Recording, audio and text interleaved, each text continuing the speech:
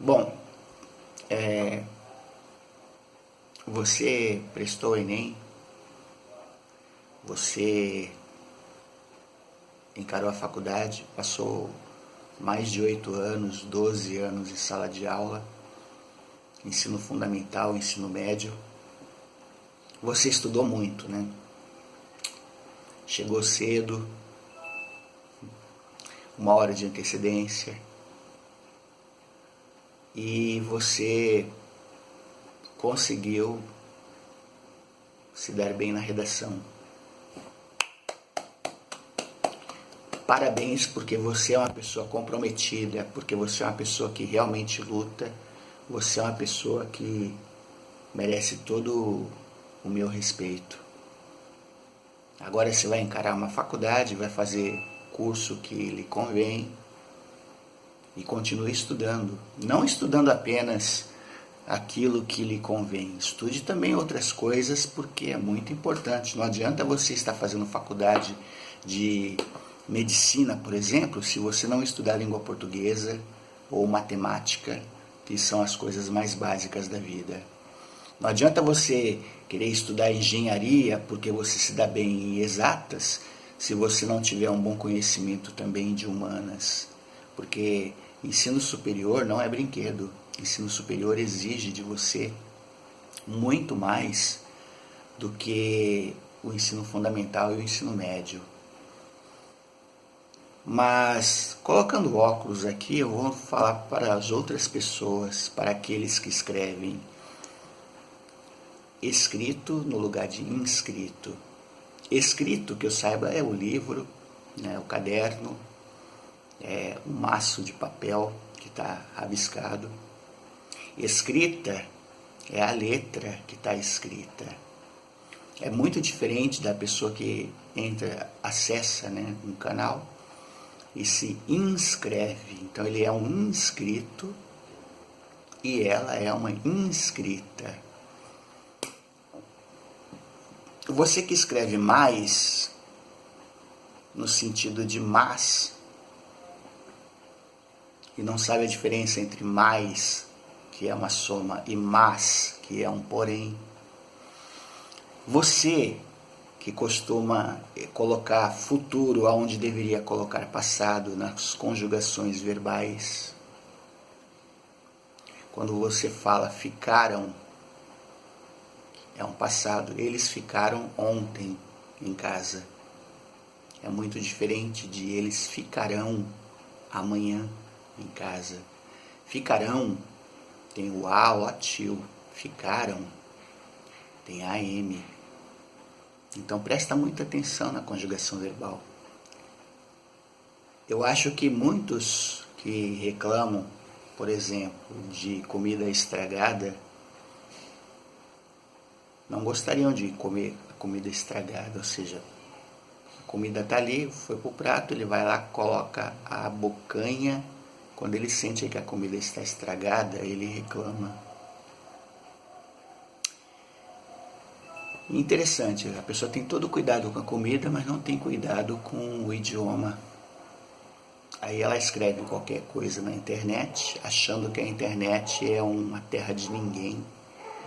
A internet é onde as pessoas escrevem o que bem der na telha e as outras pessoas não lerão, as outras pessoas não se informarão. E a pessoa se esquece que a internet ela é mundial. Se você pensa que a internet é só no quintal da sua casa, ou só na sua cidade, ou só no país que você vive, nunca se esqueça que suas próprias palavras que estão erradas na internet, uma pessoa que está aprendendo português lá do outro lado do mundo, vai ler de forma errada, vai aprender de forma errada, por culpa sua. Por culpa sua, é isso mesmo. E você dá risada. Agora, coloca-se no lugar da outra pessoa.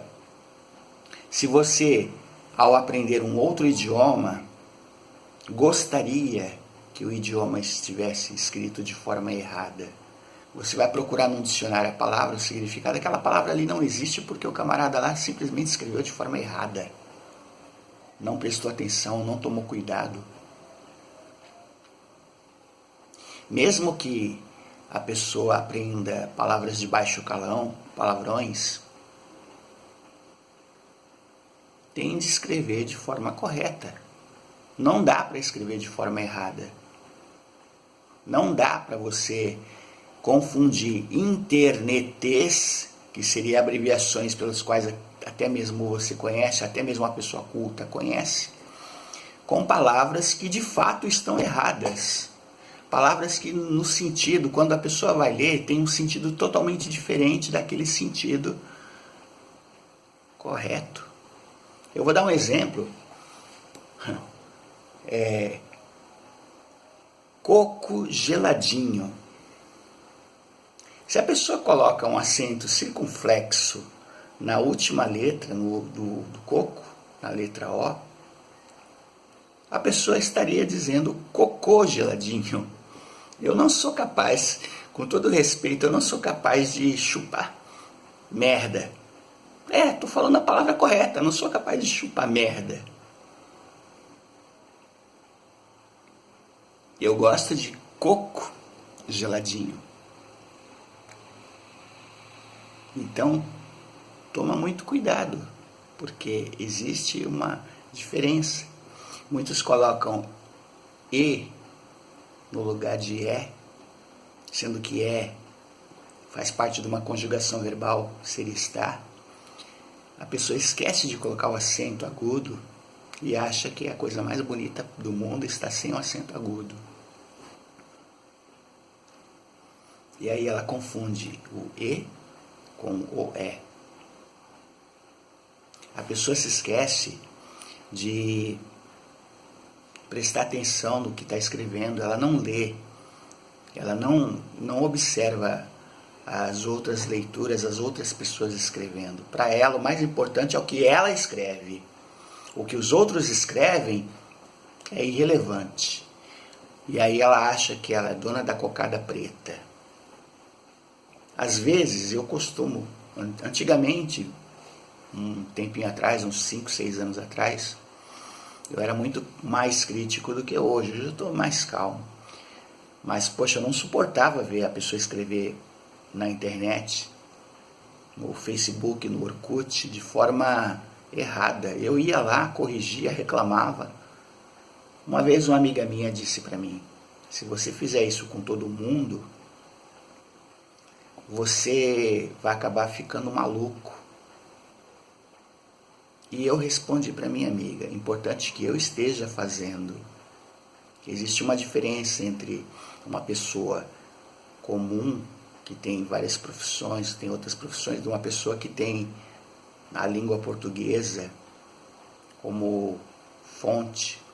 Eu posso até falar erradamente, mas escrever, quantas pessoas leem o que eu escrevo e percebem muita coerência? Cometo meus erros, todo mundo comete os erros, mas prestar atenção nas palavras é muito importante, gente. Ler demais é muito importante.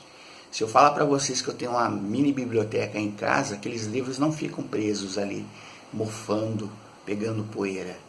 Eu consulto eles constantemente. Tem obrigação? Você até diria, não, ele não tem obrigação, ele não está mais estudando. Aí é que você se engana, eu estudo todo santo dia. Quando eu acordo, a primeira coisa que eu faço é ler.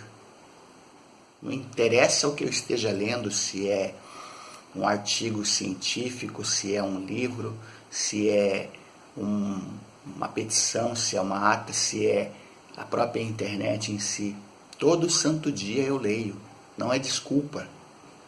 Se você acessa o WhatsApp, acessa o Facebook, acessa o YouTube, acessa a internet, pega notícias, é impossível você não prestar atenção nas palavras. Exceto se você for uma pessoa que só quer ver vídeo, só quer ver áudio, só quer ouvir áudio e vídeo. Mesmo assim, na hora dos seus comentários, presta atenção no comentário das outras pessoas. Vê quem está escrevendo correto, vê quem está escrevendo errado. Você pode falar,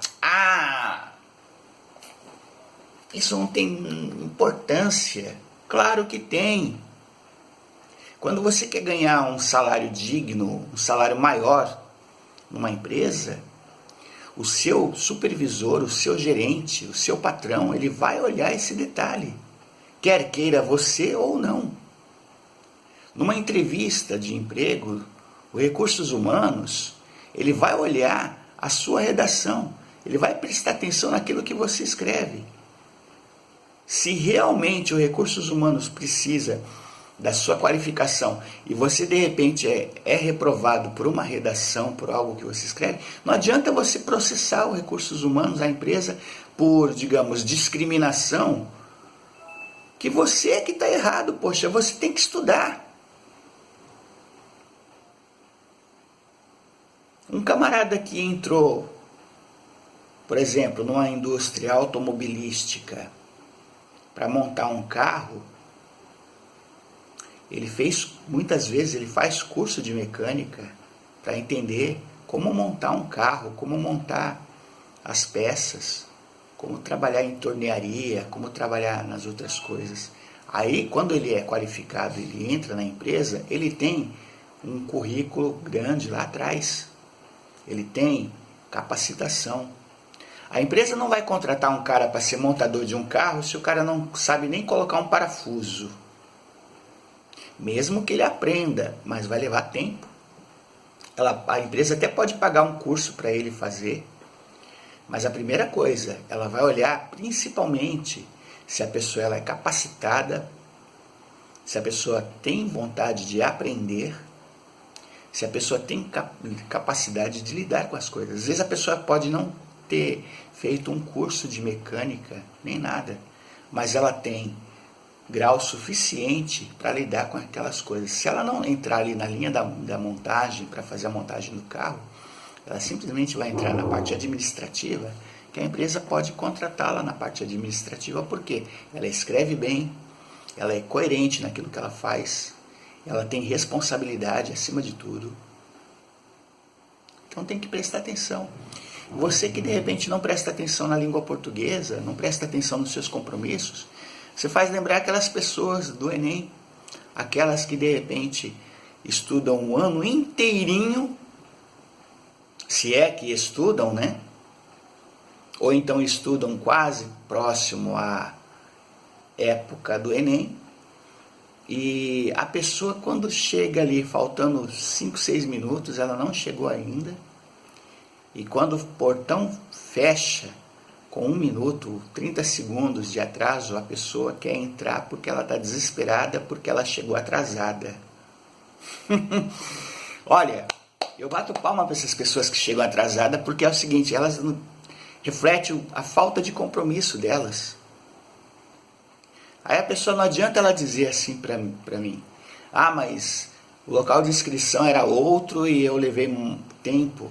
É engraçado que essas mesmas pessoas, se for prestar atenção, se há um show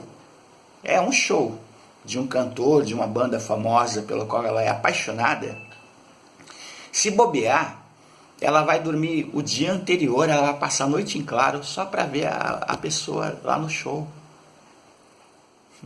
Se ela é capaz de dormir um dia, uma noite em claro, passar lá, acampar, coisa que eu acho ridícula, a pessoa acampar para ir ver um show de uma banda. Ah, eu morro pela banda, não sei o que. Papá. Acho ridículo isso. O cara lá veio lá do raio que o parta, né?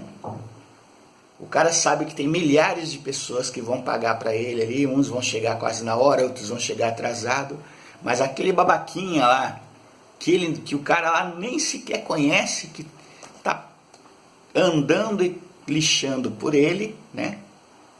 O babaquinha tá lá, a babaquinha tá lá, se matando pelo cara. Ela compra um monte de fotos, um monte de coisas, coloca na parede do quarto, vê a coisa mais linda. Eu amo fulano, eu amo cicrano, é aquilo outro. E de repente no show ela fica 3 dias acampada para poder ir ver o show. E muitas vezes ela vai ver o show lá num desconforto medonho, porque ela está a uma distância enorme. Não dá para ver quase nada. Eu acho isso ridículo. E essa mesma pessoa não tem capacidade, não tem a audácia de se acampar perto do Enem para poder chegar na hora que abrir os portões, ela ser uma das primeiras a entrar. Muito pelo contrário. Os portões se fecham, falta 2, 5, 6, 10 minutos depois ela aparece cansada, fatigada. Já fechou? Fechou, agora é só o ano que vem. Para você ver qual é o desprezo que o brasileiro tem com os estudos, com a língua portuguesa. Não falo todos, evidente, mas tem muitos que passam 8, 10, 12 anos bagunçando, só tiram nota porque precisam tirar nota, né? Querem passar. Eu acho ridículo quando a pessoa é reprovada numa matéria e de repente 2 outras matérias passam a pessoa e um conselho de classe de professores é obrigado a passar aquela pessoa que reprovou naquela matéria. Vão falar bem assim, Eduardo, mas isso daí é para poder ter as estatísticas, a pessoa precisa passar, ela não pode ficar reprovada em uma única matéria. Ela precisa estar reprovada em 3, não sei o que e tal. Falácia! Porque na época que eu estudava, fui reprovado por meio ponto em geografia. Na época que eu estudava, fui reprovado em matemática 2 vezes. Tive que repetir o ano inteiro por causa de uma matéria. Uma matéria. Geografia, meio ponto. A professora me reprovou e eu tive de fazer o ano inteiro por causa de uma matéria. Eu era melhor que ninguém? Eu era pior que ninguém? Estou aqui. Eu exigindo de mim mesmo aprender a língua portuguesa. Não sou muito fã de matemática, mas precisava utilizar matemática, precisava aprender matemática. Se eu falar para você que eu não sei mais nada de matemática, eu estaria mentindo, porque eu conheço algumas coisas de matemática.